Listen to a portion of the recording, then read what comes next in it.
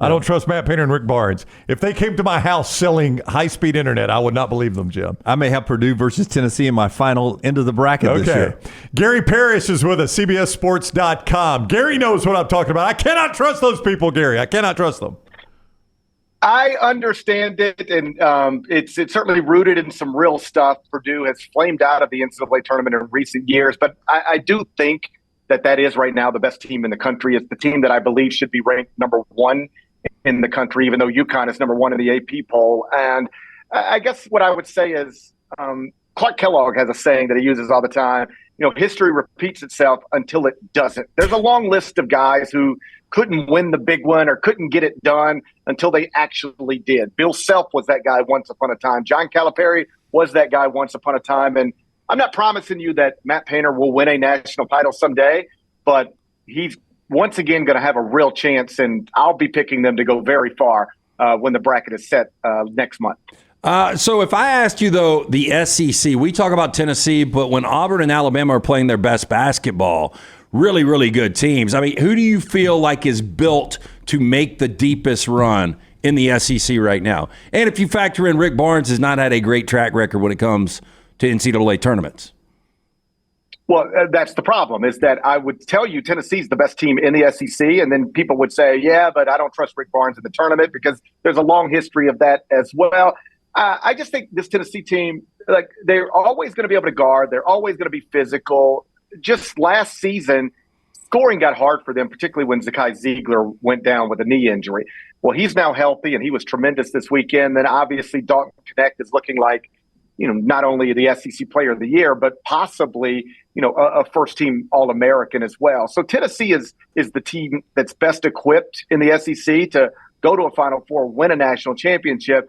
But I totally get if people are going to push back on that because they just don't trust Rick Barnes in a single elimination tournament. He's lost games in that tournament for decades that you wouldn't think that they should lose. We're getting ready for Alabama-Auburn Wednesday night down at Neville on the Auburn campus.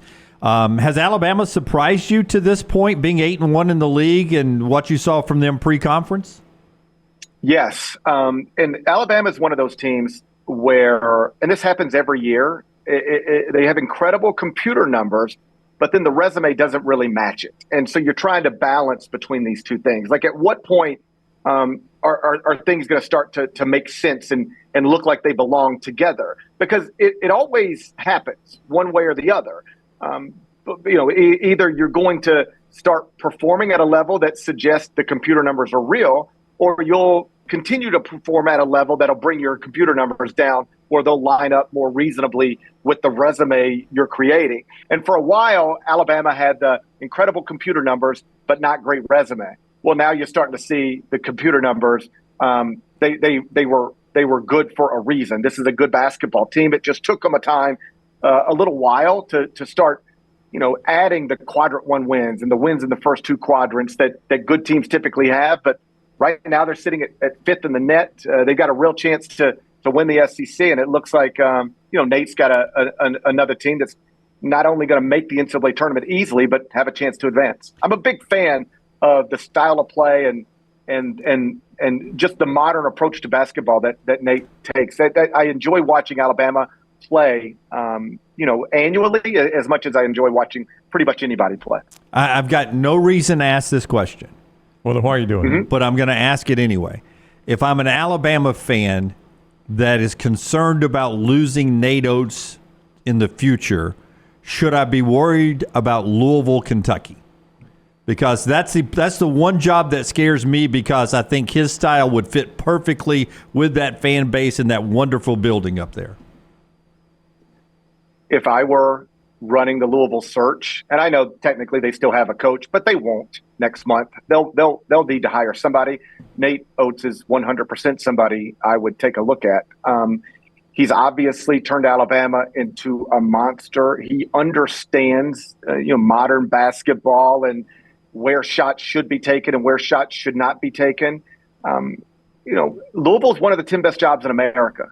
Keep in mind, when they hired Chris Mack from Xavier, then this just speaks to how good of a job coaches, people in the industry, perceive Louisville to be. Chris Mack was coaching at his alma mater at Xavier. and coming off of a season where they were a number one seed in the NCAA tournament. So you're at your alma mater, and nobody can tell you you can't accomplish stuff at this school because you're literally a number one seed in the NCAA tournament. And even he could not turn down the Louisville job.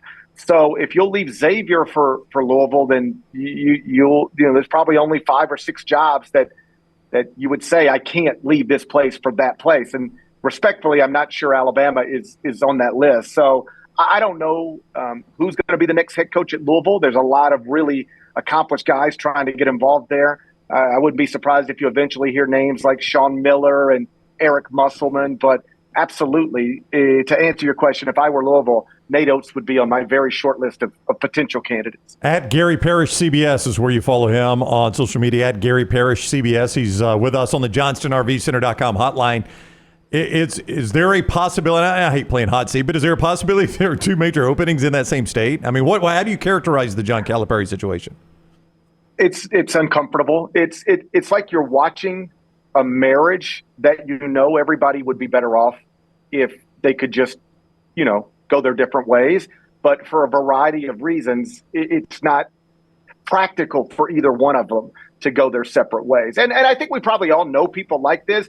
Like, man, they don't seem happy together, but, who wants to split up all the assets, and who don't want to live in the same home with their children, and who wants to sell the house? And it's just, maybe we'd be happier without each other, but we're just going to stick together because it is a lot of work to not stick together. That's where John and Kentucky are right now. They would both be better off if they could go their separate ways, but I don't think John can find another job where he is making this kind of money. So he's going to keep this one. And I don't know that Kentucky can afford, and I know they can, but it's a lot of money to move on from John Calipari.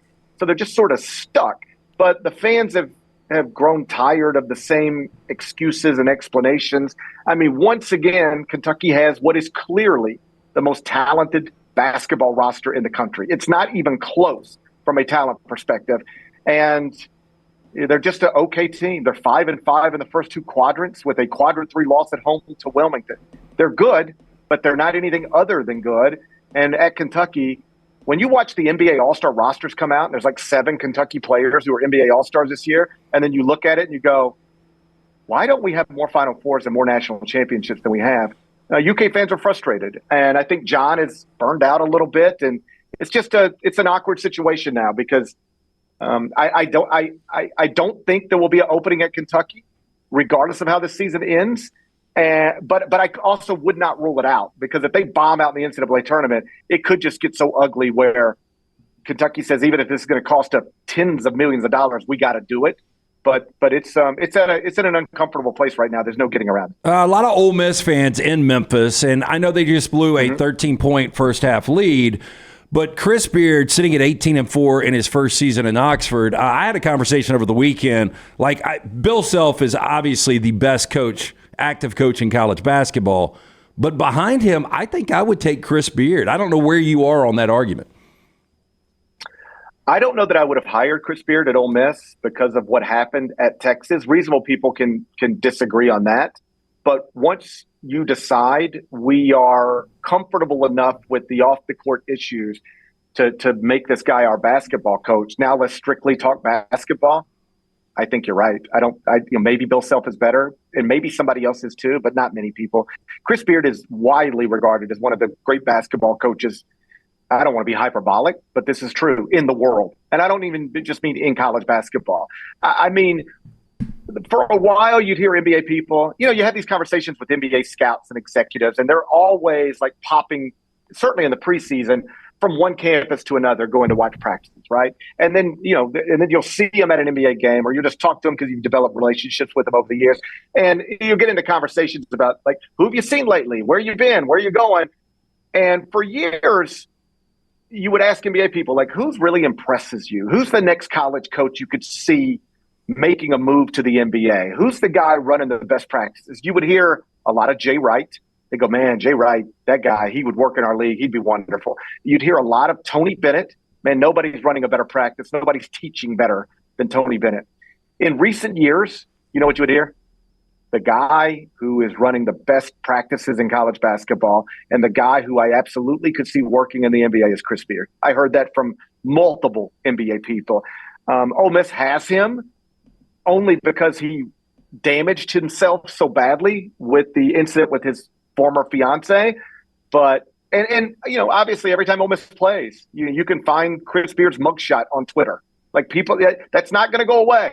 People are going to continue to tell Ole Miss fans, this is the guy you hired, the guy who allegedly did this. But again, if you're comfortable with that, and I'm not certain I would have been, but if you're comfortable with that, what you get with Chris Beard is one of the best basketball coaches in the world. You see over Gary's left shoulder the Grind City Media sign. Our old buddy Verno, part of that as well. You can see Gary's show there, grindcitymedia.com. Go follow Gary on Twitter at Gary Parrish CBS. Gary, it is always a pleasure. We greatly appreciate you taking a few minutes for us. My pleasure. Anytime, guys. I appreciate you having me. All right, buddy. We'll see you soon. Gary with us on the JohnstonRVCenter.com hotline. You can read him also at CBSSports.com.